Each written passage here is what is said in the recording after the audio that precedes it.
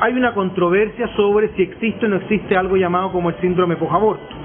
Pero más allá de si consiste o no efectivamente en un síndrome, es decir, en un conjunto de síntomas y signos identificables y propios luego de ciertos hechos como por ejemplo el aborto, lo que sí está demostrado y existen amplia cantidad de estudios que muestran esta situación y estudios internacionales, que luego del aborto una cantidad importante de mujeres presentan patologías mentales como por ejemplo estrés postraumático, aumento del consumo de drogas y alcohol, problemas por ejemplo como depresión, incluso intento suicida.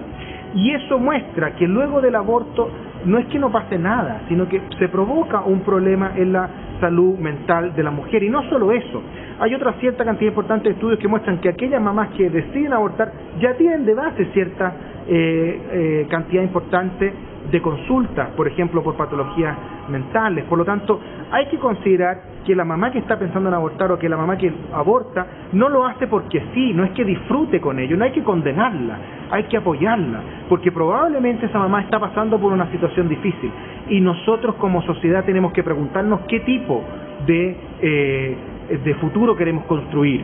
Un futuro donde queramos cosificar a las personas y crucificarlas, o simplemente un futuro en el cual podamos construir una sociedad más humana, donde aquellos que lo están pasando mal, como estas mamás, pueden ser acogidas. No hay ningún estudio que muestre que luego del aborto las mamás andan mejor desde el punto de vista mental. Eso de decir que la mamá sufre durante 9 meses un embarazo, sabiendo que un niño se va a morir poco después de nacer, o que es producto de la violación, no se condice con los hechos, no se condice con la realidad. Se ha visto que aquellas mamás que siguen adelante con su embarazo, que dan a luz, tienen mejores resultados desde el punto de vista de la salud mental que aquellas que no lo hacen. Ahora, refiriéndonos al tema del trauma. El trauma se produce toda vez que la persona se ve expuesta a una experiencia que amenaza potencialmente su integridad física o mental, y se genera un dolor psíquico. Cuando se produce a partir del trauma un trastorno, en psiquiatría hablamos de 2 entidades clínicas, que son el trastorno por estrés agudo y el trastorno de estrés postraumático. Cifras de estudios internacionales hablan de aproximadamente un 80%, incluso algunos estudios un 90% de presencia de algunos de estos cuadros en las mujeres que han sido violadas. En la configuración del trauma ocurre que la memoria traumática se almacena de un modo particular en el cerebro. No quiero entrar en detalles, pero básicamente este recuerdo que quedó mal almacenado, una vez que uno se expone a claves ambientales o cualquier gatillante, desencadena una respuesta que es tanto física como psicológica, tremendamente angustiosa y tremendamente intensa. Pero a diferencia de lo que se pudiese creer, la solución del trauma no está en en eliminar el estímulo. La solución del trauma está en elaborar ese trauma, elaborarlo desde lo farmacológico, elaborarlo desde lo psicoterapéutico. Y esto a lo mejor puede sonar un poco abstracto, entonces lo quiero aterrizar. Afirmar que vamos a resolver la violación eliminando el embarazo es igual de ridículo que afirmar que voy a superar el estrés del accidente que tuve eliminando el nombre de la calle o deshaciéndome del auto donde choqué. El problema y el sufrimiento de la mujer violada no es el embarazo, es la violación. Y este proyecto de ley no se está haciendo cargo de eso. No me quiero detener en esto porque no somos los más indicados, pero sabemos que acá el violador es probablemente el que más sale beneficiado. No hay necesidad de denuncia, hay posibilidad de revictimización y que esa misma niña que abortó haya sido llevada incluso por la persona que la está violando.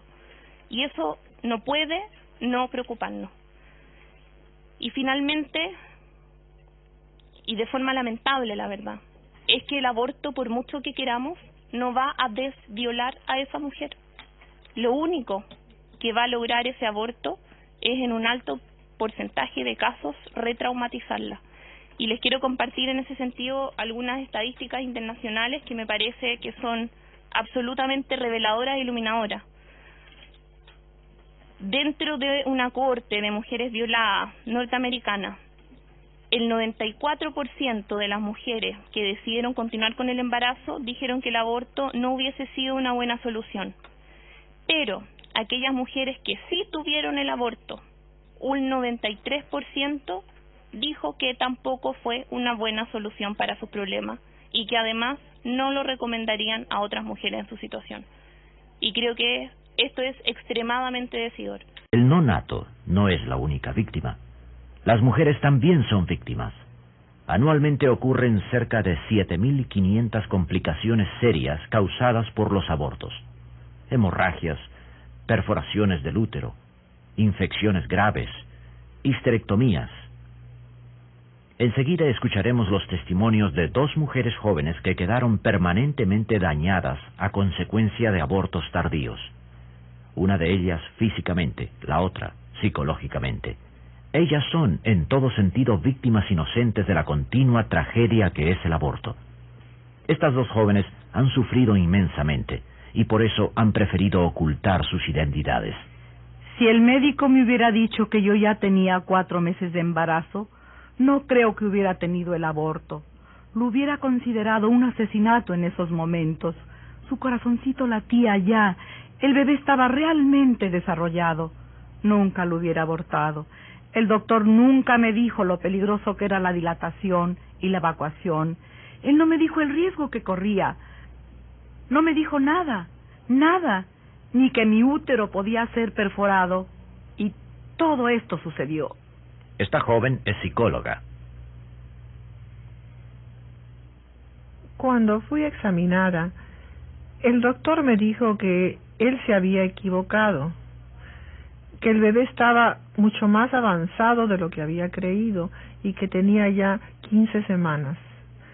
Y yo me quedé horrorizada. En cuestión de unos minutos ya había abortado. Esperé unos momentos y me levanté para vestirme, y cuando fui al vestidor lo vi en una cubeta con sangre. Era mi bebé lo que estaba allí.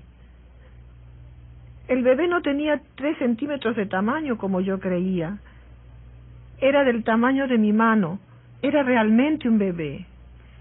Solo podía pensar que había asesinado a mi propio hijo. Desde esa noche me empecé a deteriorar emocionalmente. Todo el mes siguiente lloré. No era un llanto normal.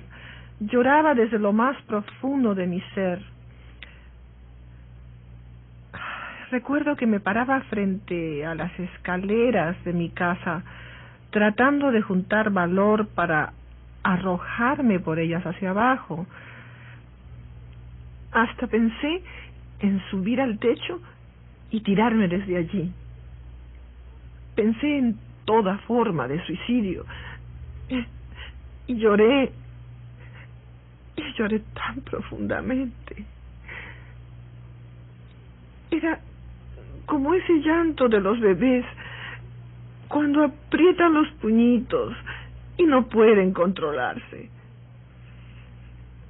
Yo nunca en mi vida había llorado de esa forma. Cuando me miré la herida de la operación, me afectó muchísimo. No podía creerlo. Detestaba verme rodeada de mucha gente, ¿sabe?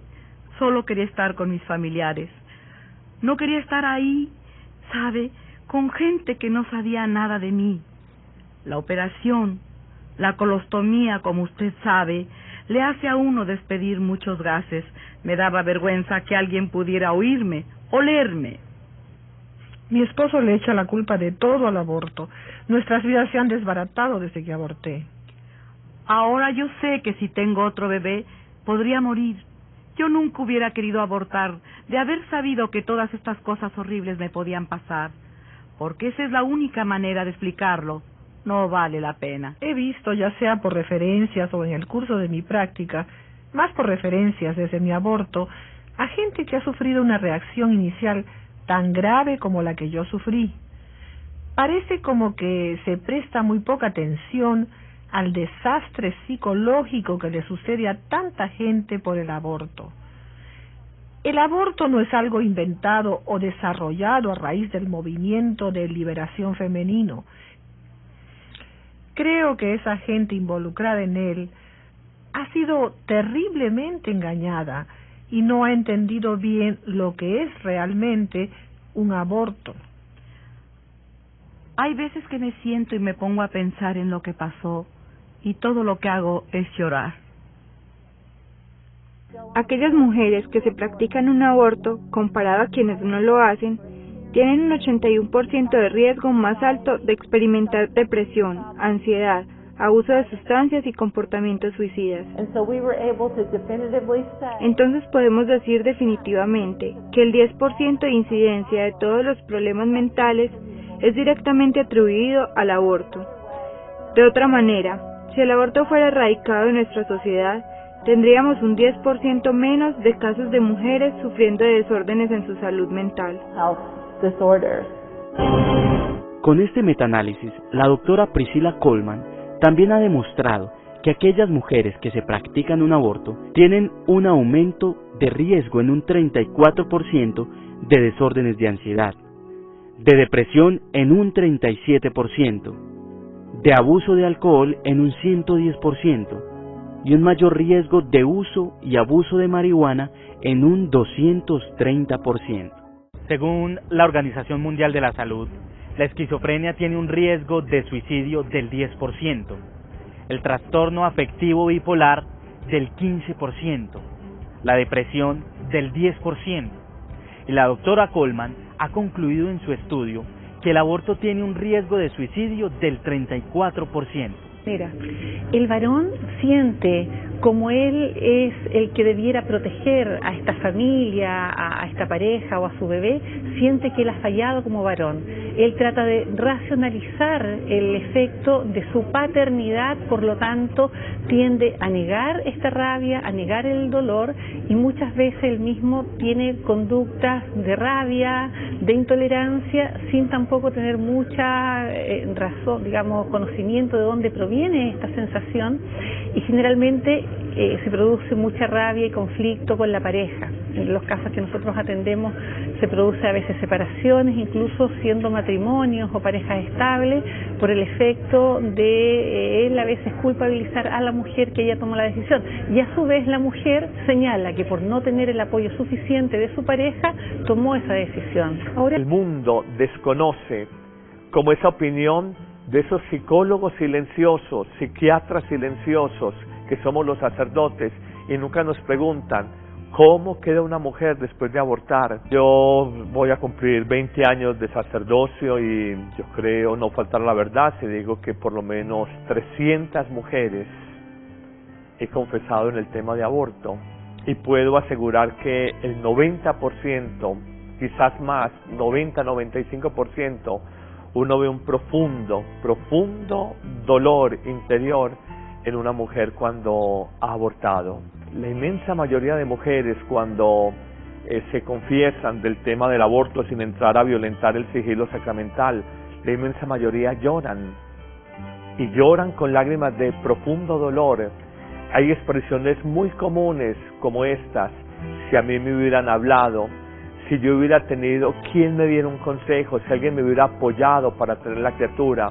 Miren, quedan absolutamente deshechas psicológicas. Yo he confesado mujeres de 60 años que hace 40 años cometieron un aborto, cuando tenían 20. Se han confesado 20 veces, 30 veces, y todavía acuden y me dicen: usted es un obispo, yo quiero confesarme como usted, como obispo, sucesor de los apóstoles. Usted ya se confesó, yo me he confesado mucho, pero yo vivo con ese dolor en mi corazón. Yo no he podido sanar esa herida. Cada vez que veo a un niño, digo: ay, mi hijo tendría esa edad. Veo un adolescente: ay, mi hijo tendría esa edad. Veo un joven, un adulto: mi hijo tendría esa edad. Y como que lo ve proyectado en otras personas de esa edad.